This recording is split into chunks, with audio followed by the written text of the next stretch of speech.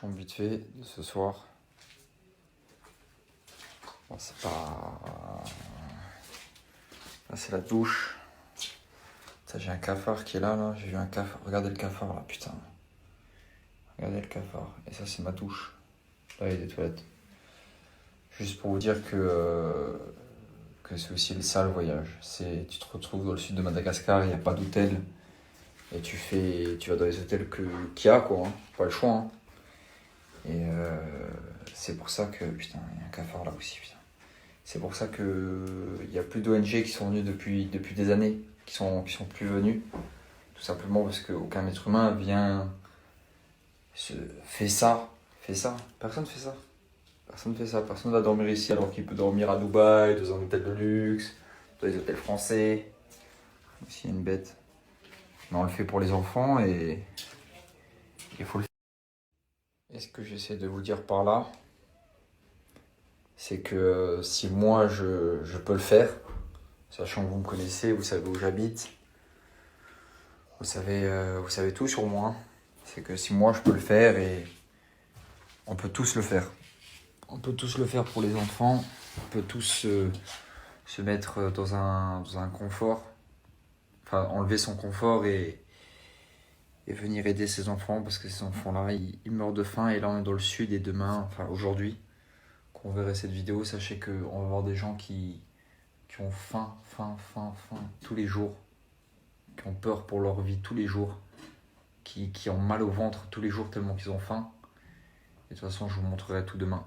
Mais c'est juste pour vous dire que si moi je peux le faire, sortir de mon confort, sachant que vous connaissez mon confort que j'ai tous les jours, et ben on peut tous le faire. Ce que je déteste le plus dans mes voyages humanitaires, c'est la nuit. La nuit, parce que tout simplement la nuit, tout s'arrête. Tout ce que tu es en train de faire, toutes les raisons pour lesquelles tu es ici, et ben ça s'arrête. Parce que tout simplement tout le monde dort. Là, ici dans ce pays, à Madagascar, tout simplement personne ne peut se déplacer. Du coup, je déteste la nuit, parce que ça me coupe dans mon élan. Moi, j'arrive pas à dormir le soir. Parce que je pense à ce que j'ai vu la journée et ce que je vais voir demain. Et ça me travaille. Et du coup, je dors pas. C'est pour ça que je suis crevé la journée. Mais l'adrénaline me fait rester réveillé, tout simplement. Voilà.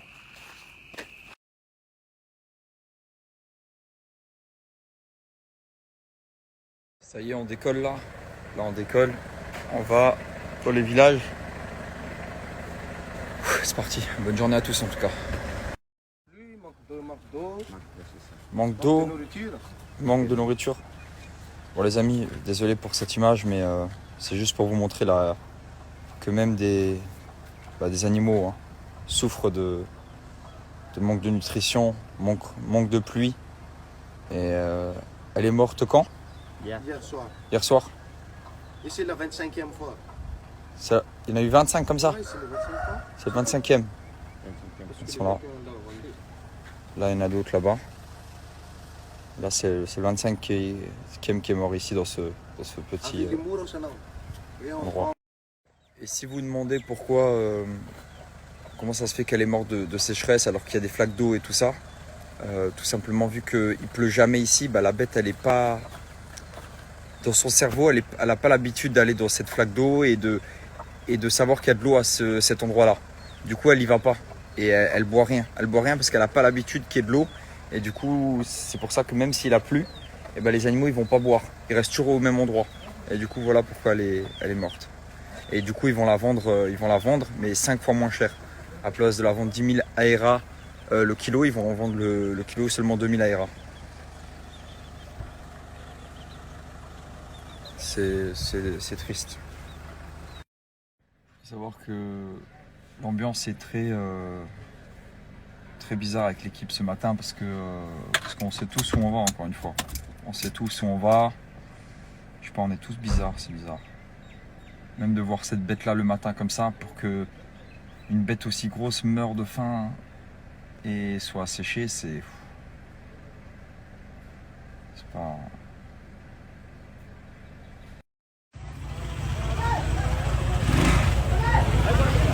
Ils sont vraiment gentils avec moi ici, dis-moi. Vraiment gentil, gentil. Commando, c'est moi. C'est vrai, c'est toi? Non. Ça va? Ok. Bon, ils sont vraiment, vraiment gentils. Vraiment, je pensais pas. Hein. Je suis le seul blanc là. Je suis accueilli vraiment bien. Il y a même un monsieur qui m'a proposé un café. J'étais étonné. Il m'a dit café. J'ai dit non, non.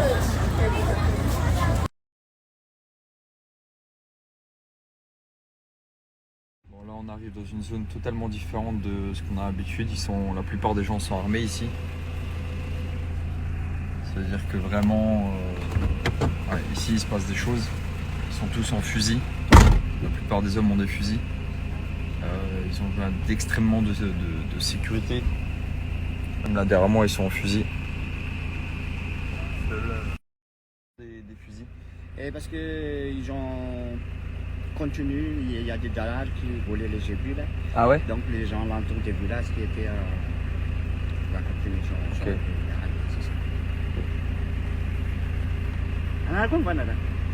Ouais, en fait, il y a les Daalou, ils sont ici et ils volent les gébus, ils volent tout ça et eux, ils sont là pour protéger. Là, on est en train de manger avec tous mes collègues.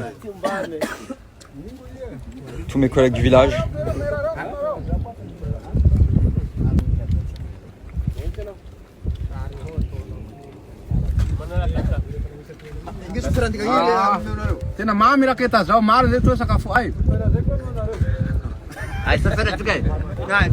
Ça, c'est eux, ils sont gentils. Eux, ils protègent leurs femmes, leurs enfants. Ils protègent leur dû, tout simplement, leur village, contre les Daalou, contre les bandits. Les bandits et les Daalou, eux, c'est les, entre guillemets, les méchants. Et eux, c'est les gentils. Ils sont là, ils sont tous armés. Ils travaillent avec la gendarmerie nationale. Et ils sont là juste pour protéger leurs animaux, pour pas se faire voler, pour pas se faire attaquer. Et là, on commence à rentrer dans les zones à risque. C'est là où vraiment on peut pas rouler le soir. C'est vraiment là, je commence à vraiment arriver dans la zone. De toute façon, vous voyez, s'il commence à être armé, c'est que vraiment c'est une zone à risque. Mais ça va le faire parce qu'on est entre de bonnes mains. Et ils sont là. On fait demi-tour parce qu'on est resté bloqué ici. On n'arrive pas à avancer. Et là c'est pire. Là on est resté bloqué là, on a réussi à faire demi-tour. Tout à l'heure on est resté coincé avec l'autre voiture. Le problème c'est qu'on a besoin des voitures parce qu'il y a tous les denrées alimentaires et même on est encore trop loin. Du coup là on fait demi-tour. J'ai demandé à l'équipe de s'arrêter tout simplement parce que j'ai vu une tortue, les amis. Je suis trop content de vivre ce moment-là. Une tortue. Elle est là en pleine nature. J'ai jamais vu une tortue comme ça. Oh la dinguerie! Oh, je suis en train de vivre un truc de fou là. Eh, je mets ma vie en danger, mais pas pour rien. Déjà pour les enfants et pour vivre des moments comme ça. Oh, il y a une tortue là, mec. Elle est incroyable. Ah bah elle est rentrée totalement là. Elle est là, elle sort. Regardez la dinguerie. Regardez la dinguerie de la tortue. Ah non, elle était déjà rentrée, gros. Regardez la tortue, truc de fou. Waouh.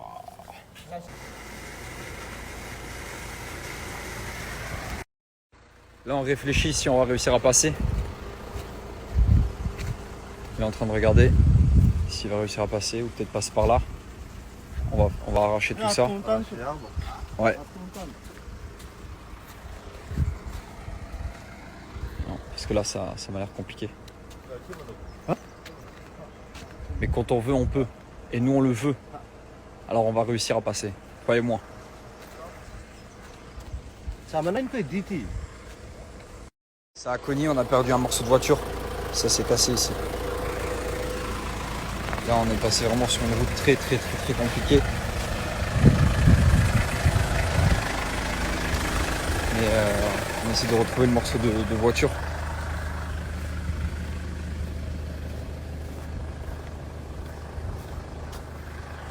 Certes, les routes sont compliquées et il n'y a plus aucune ONG qui vient ici. Mais si nous on a réussi à passer, tout le monde arrive à passer et on peut le faire. peut le faire. On peut venir. Si on veut vraiment, on peut.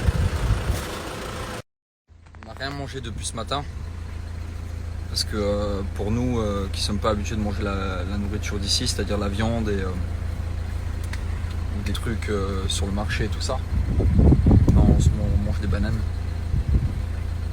et du pain.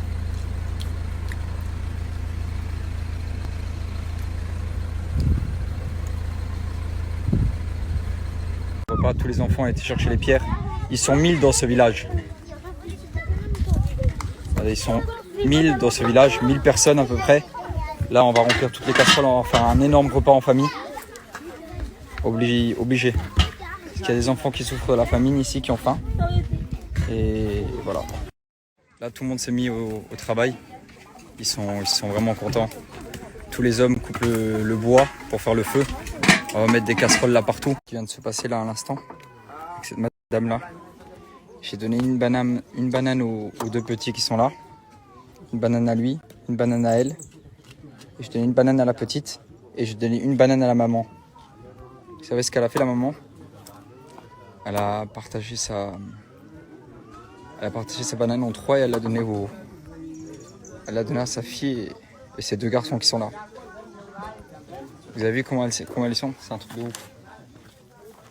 Je vous fais cette petite vidéo. On va commencer et j'ai mis une cagnotte en place pour faire un appel aux dons parce que il y a trop de monde. Je peux plus gérer tout seul. J'ai essayé au début de ne pas faire de cagnotte. Et même vous me l'avez demandé. Vous m'avez dit, écoute Dylan, est-ce qu'on peut participer? Là, c'est le moment parce qu'on a des enfants. On a des enfants qui ont faim. Cet enfant-là, il souffre vraiment de la famine. Il est très maigre. Ils ont le ventre rond, mais ça ne signifie pas qu'il est plein. C'est parce que leur eau est infectée et du coup leur ventre, c'est de la bactérie, c'est pas de la nutrition. Et j'ai besoin de vous. La cagnotte elle est mise en place. Sachez que si vous faites 30 € dedans, vous pouvez nourrir 166 personnes, 166 enfants ici à Madagascar. Je vais rester ici, je devais rentrer le 25. J'ai décidé de reporter de quelques semaines parce que je peux pas les laisser dans cet état-là. Cet enfant du coup, c'est quoi du coup le ventre qu'il a là? Il est gonflé.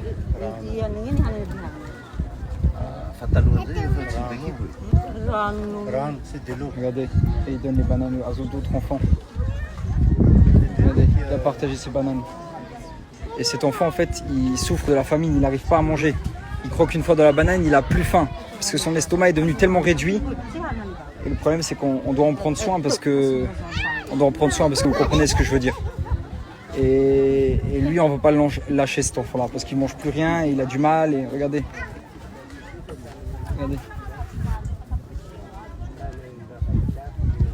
Et j'aimerais laisser juste un sac de farine que pour cette maman là, qu'elle puisse nourrir son bébé et je veux qu'il soit en forme. Parce qu'il y a d'autres enfants, ils ont la bonne taille.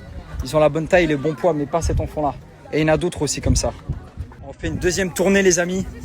Et cette fois-ci, beaucoup plus liquide. Regardez, ils ont compris. Ils ont mis beaucoup moins de farine. Beaucoup moins de farine. Du coup, c'est mieux. Et maintenant, c'est au tour des adultes. Regardez, ils ont compris le message. La madame aussi, là, elle souffre de famine. Elle a très faim, très soif.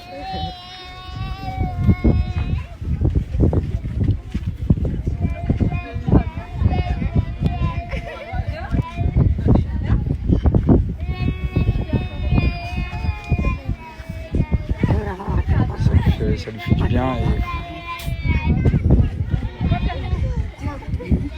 ça me fait même de la peine de vous partager ces messages, ces vidéos, j'aimerais même pas vous les partager, mais c'est pour que vous compreniez et pourquoi aussi on a ouvert cette association, parce qu'il y a des gens comme ça dans ce monde qui souffrent. Madame, elle souffre, elle est maigre, c'est le message, le mot, la peau sur les os, c'est même plus ça, il n'y a plus rien, il n'y a absolument plus rien, elle souffre, j'ai mal au ventre, On doit les aider, on se doit de les aider tous comme on peut.